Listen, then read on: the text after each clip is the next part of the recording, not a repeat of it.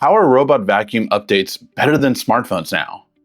Let's get started. This year at CES, I got to visit the Dreame booth where they unveiled their brand new X50 Ultra, their upgrade from my best rated vacuum of last year, the X40 Ultra. And now less than 2 months later, they've sponsored this video so I can actually check it out in my own home and tell you all about the latest features and what I really think about them. But first, some of the features I loved about the Dreame X40 Ultra, first and foremost being low maintenance.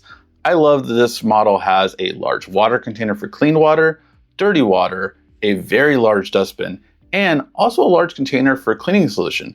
So you don't have to refill or maintain these on a daily basis, weekly basis. Honestly, you're really gonna go more of a monthly basis. So I love that, low maintenance all day. It has removable mop pads, which is great for multiple reasons. One, it's able to clean itself. So really nice. Again, the cleaning station is very low maintenance. Second, it's nice just because if you have carpet, you don't have to worry about it mopping at all. You can even set no mop zones if you choose to, but the AI will typically figure that out on its own. And you can also just leave the mops behind. I actually found this is really good to vacuum first, then mop after. My house is pretty much hardwood floors, so I just love the ability to just kind of vacuum and get all the dust up when I need it and then mop thereafter. I also have to point out Dreame from last year had the best obstacle avoidance I had seen in a robot vacuum, and it seems to have only gotten better this year. I laid out a couple of my son's toys to see if it could actively avoid that as a cleaning area, and it was able to do it for the most part. The only one I had a little bit of an issue with was the T-Rex. That tail got in the way. And the reason I give this a pass is because it didn't even nudge the other things. So I just love that the obstacle avoidance is really good, because beforehand with a lot of other robot vacuums, I always had to clean up and get things ready first to make sure that my kids' toys weren't in the way, that my pet stuff wasn't in the way.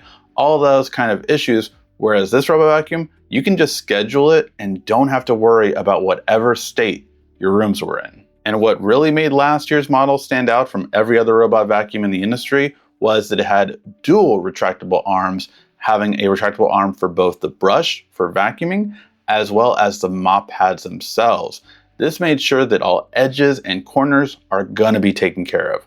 I love this feature just because I don't have to worry again about, hey, I could tell you used a robot vacuum here and didn't clean properly because all of the edges and corners of your home are dirty. This will get everything in between so you know that your vacuum has really cleaned your entire house and then mopped afterward. But Dreame still made some big improvements this year. First and foremost, literally putting it above the rest. What do I mean by that? It can actually lift up to get to another area of your home. Using its new feature called the Pro Leap, it's actually able to lift itself up to 6 centimeters to go over any gap or little bump that you may have from one room to another. This has helped out a lot because in my home, although I didn't have a bigger step, which I did try to show just how tall it can get by climbing one, but I will say that what really is impressive for me is that it won't get stuck in a carpet or divider between two rooms that typically has happened. I have these transitions between my hallway and all of the other rooms, and it typically has tripped up some robot vacuums because you do have to go over it. With this one, it's able to pass it up just by lifting its legs and going right over it. It also has a shock absorbing on its front to make sure that it can have a steady landing. You can also manually tell it where it can pass through and where it can't. So if you have it on the second floor with bigger steps, you don't want it to pass through there and you can mark it as that, or you can tell it to pass through a place because it's perfectly fine and it's just a small dip that it can take. But for me to see this model go up and over, it's really cool. It reminds me of a transformer just saying, roll out. The suction power has also gotten a big upgrade from 12,000 pascals of last year to now 20,000 pascals this year. This is really impressive for suction power, and it showed. In my big mess test that we do with every robot vacuum, it was able to clear it no problem. And it's just really great to see that no crumbs or anything like that is left over and none of anything got stuck in any of the bins. They also have a new dual brush system, which is really good because it allows for a built-in solution to not have any hair get stuck or tangled. This definitely was an issue in older models that I will see in other robot vacuums that always got stuck, tangled, and I had to literally cut them to be able to get them untangled.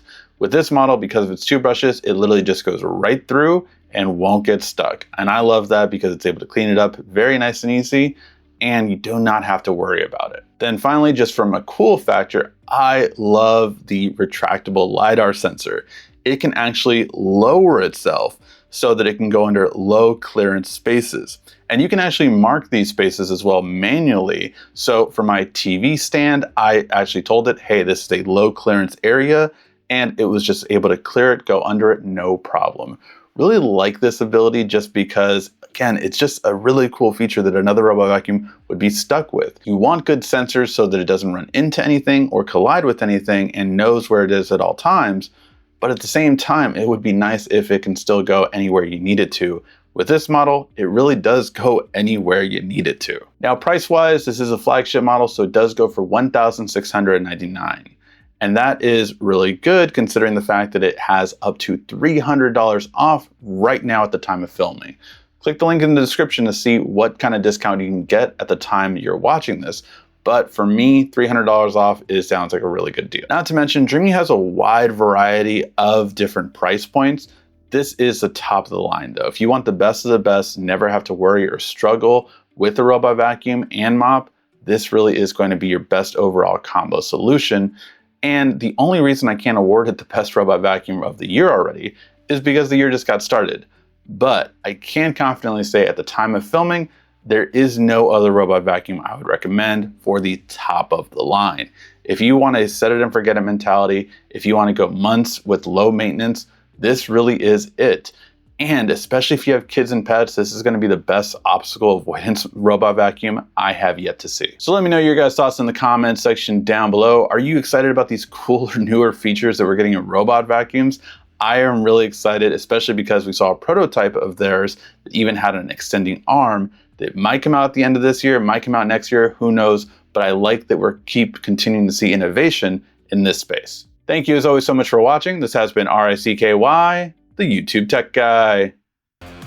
Thank you so much again for watching. Make sure to like, subscribe, and comment down below. Also, follow me on social media at YouTube Tech Guy. And check out some more great tech videos on your screen right now.